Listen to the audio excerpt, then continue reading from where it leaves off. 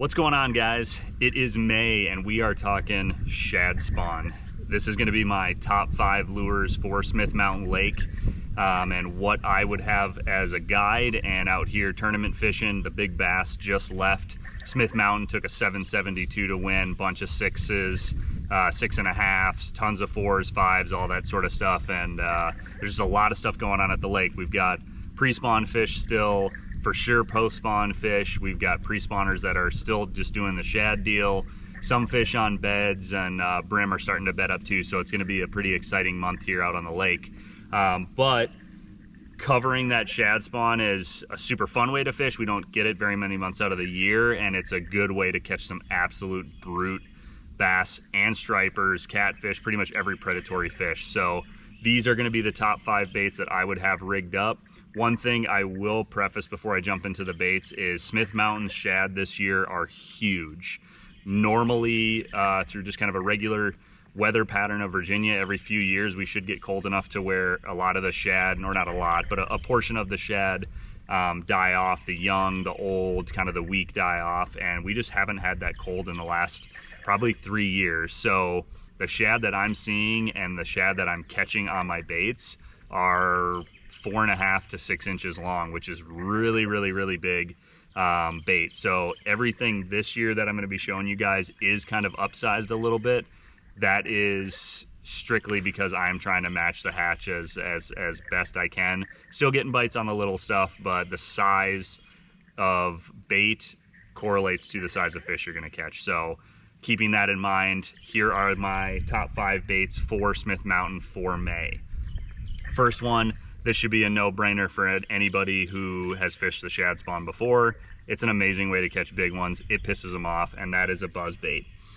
So with a buzzbait, like I just mentioned, on the size, you can do variations of, you know, the trailer that you have, the weight that you have, the blade that you have, everything like that. But with the bait being really big, I did decide just to kind of start large this year and upsize, and that is with a Megabass Jamaica Boa buzzbait. Now, the thing that's really nice about this buzzbait is they've got this extra skirt kind of size to it that is going to give it a bigger profile.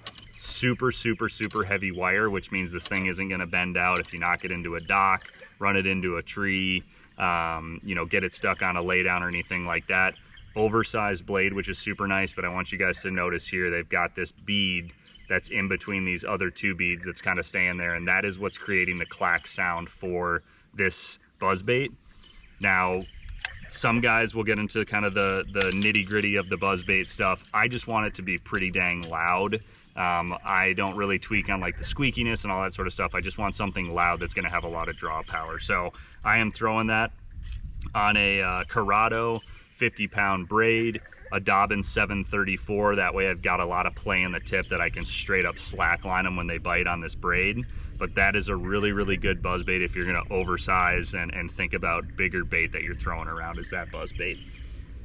The next bait is also going to be a topwater from Megabass, and this is going to be your early morning bait. Now, a lot of people throw a bait very similar to this that is discontinued now, which is a Jackal Mikey.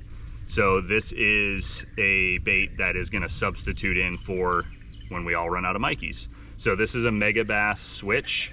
What is super awesome about this bait is it's loud at a very slow retrieve. But what is even cooler is that it is named the Switch because you can actually adjust the bill on this bait to go from being a wake bait to actually subsurface and diving down.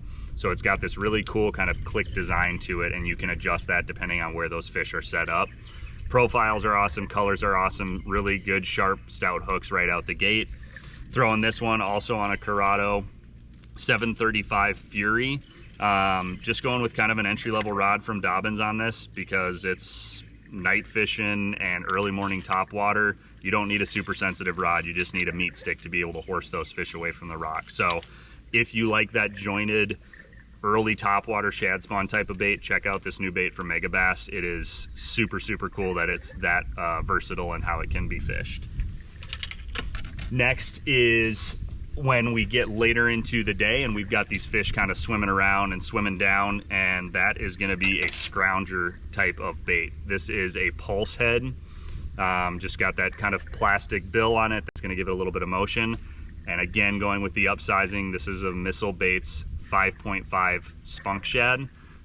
Super awesome bait for mimicking blueback. It's got a massive kick to it, a lot of wobble in the tail, and when you do it with this Scrouger head, it's going to be even more sporadic. So this is a phenomenal one once they're pulled off the bank a little bit, or if you have suspended fish that you can see with front-facing sonar. Throwing this one on a Curado K as well. I've got it on 14-pound Sunline Sniper, a 734 Dobyns rod. This is their all-around kind of just really, really good rod for throwing those bigger swim baits. So this has been getting a lot of bites already this year with matching that hatch. Normally I would downsize, but I'm up in this 5-inch range now and getting crushed on it, which is super, super fun. Another quick one from Missile. This is gonna be my dock skipping deal for anyone who has fished Lake Norman. This is obviously a killer deal down there. I use it a lot at Smith Mountain, and that is a Swimjig. Nice little compact bait, something super light that I can skip way up under docks, twitching it on its way out. This is what I'm gonna be throwing on really, really high sun shade lines. Once it's like, you know, 12 o'clock, kind of that like afternoon lull, I'm gonna be targeting fish that might be in more of like a neutral pattern by skipping this under and working it really fast out of the dock. Tip on the Swimjig, when you get to the edge of the dock and it turns into that shade line right there, kill that Swimjig, let it kind of sink back down to the bottom. You might have a follower under there that you don't see that can come up and crush this thing. So throwing this one on a Dobyns Champion HP Extreme. This is a 735 Chronarch 16-pound sniper, just a nice all-around kind of dock skipping rod that can get this thing buried under there. So think fast action and trying to get those fish to react to something. The last one is a shad deal, but also a fry guarding deal, and that is going to be a glide bait.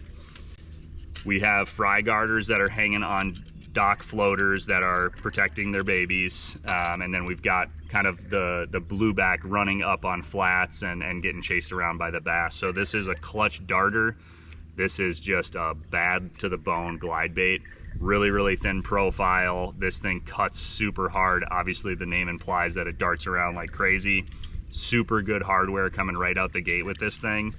This has been an awesome bait to add to the glide arsenal. Not the cheapest for sure, but definitely one of the best made in my opinion. Throwing it on a 795 Fury as well. Got it on 20-pound Sniper with a Curado DC. Really trying to get that choppy action. This is on a 7.4. I want something that I can pick up line and kind of get away from the fish. So those are gonna be my shad spawn baits, and ones that I'm gonna be throwing around pretty much any day that I have any cloud cover or kind of intermittent clouds like we have today. This is only gonna last for probably 30 to 45 days until fish start pushing offshore. But these are the baits that are really, really important. The one last thing that I will bring up to you guys, if you are new to this technology, is a hydrowave. I don't know if you guys can hear it kind of chirping in the background here, but a hydrowave this time of year is when it shines. It's got tons of different bait patterns on it. It's really, really important to keep schools activated or keep shallow fish up shallow. So by turning on something like Bait Blitz or schooling, just turning it all the way up and having those splashes that can really, really get fish in the area super active this time of year and extend that shad bite into the later parts of the morning. So all these baits are going to be linked down below. If you have questions, you can check out my website, smithmountainlakefishing.com, book a trip, check out the bait shop, but be sure to check out all of these bait sponsors as well as my sponsors that support me through fishing for the season. So hope this helps you guys. Appreciate you guys watching, and we'll see you out on the water.